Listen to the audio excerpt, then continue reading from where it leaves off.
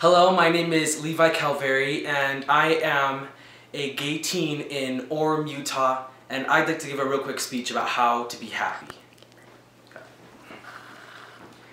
Okay, so how many of you guys like to be happy? I know I do. I love to be happy. Of course, who doesn't? It's our human nature.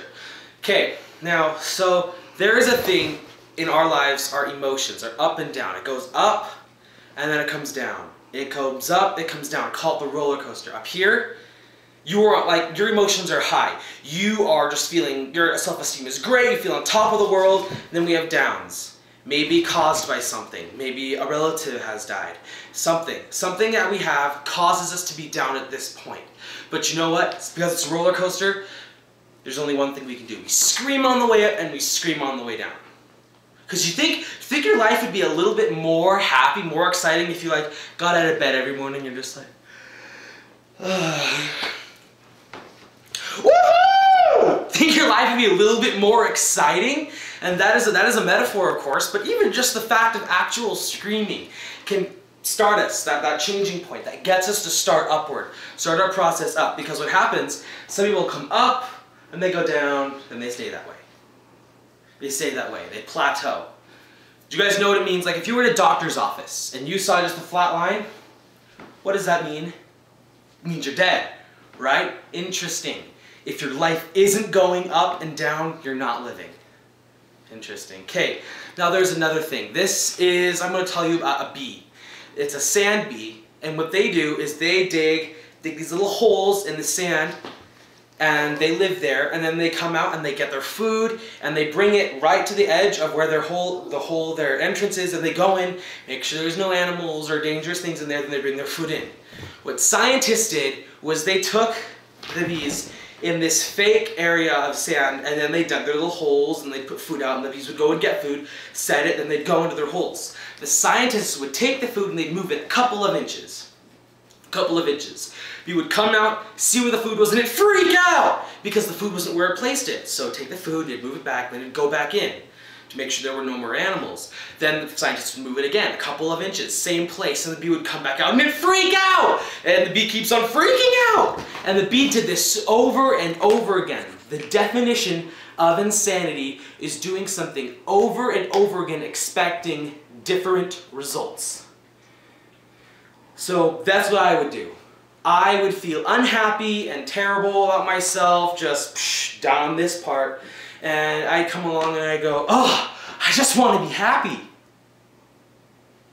And I'd sit there, I'd wait, I wouldn't do anything. People would even come along and say, hey Levi, do you want to hang out? AKA, you look terrible. Come with me, we need to talk. And I'd say, no, I don't want to. I'm waiting for someone to make me happy. Get that? I was insane. I would do over and over again expecting different results. One of the big things in my life. The roller coaster thing down here, I plateaued. Because what I was is that starting at 12 years old, I was addicted to pornography. And I would go to that every single time I felt unhappy, hoping for different results that'll actually make me happy for once. But it never did. I knew that. That might not be the case for other people, but I knew that was true for me. And so when I was up here and I was down here, I plateaued. I didn't make the conscious decision to move upward. Now, what I'm going to do, this is what I figured out I could do to be happy. I'm going to ask my friend Brighton to come over here real quick. Brighton, say hello. Hi. This is Brighton. All right. Now, stand here.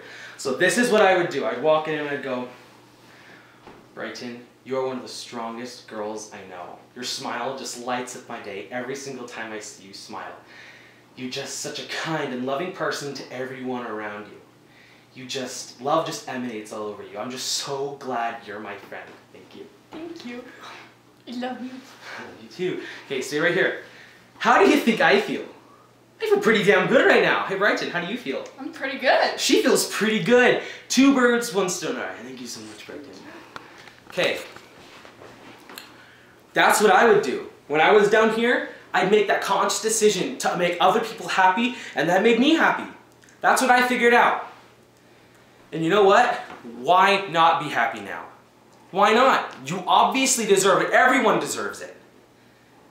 But you never know Picture life as a rug, and you're standing on it. And at any forbidden time, this rug will be yanked out from underneath you. And you will just fall. You never know when life is going to be ripped out from under you and you are just going to fall. Life is a privilege, not a right. Why not live right now to be happy? Why not live in the moment? Why not live here and make the conscious decision to start moving upward? Why not? Because you're worth it. You're worth it. And I can honestly say I love you without even knowing you. I can say that I love you because I guarantee me, I've probably gone through something you're going through right now. I can guarantee it. And if not, I can relate to you. Because I love you. Honestly, you are worth it. You are worth it. Thank you.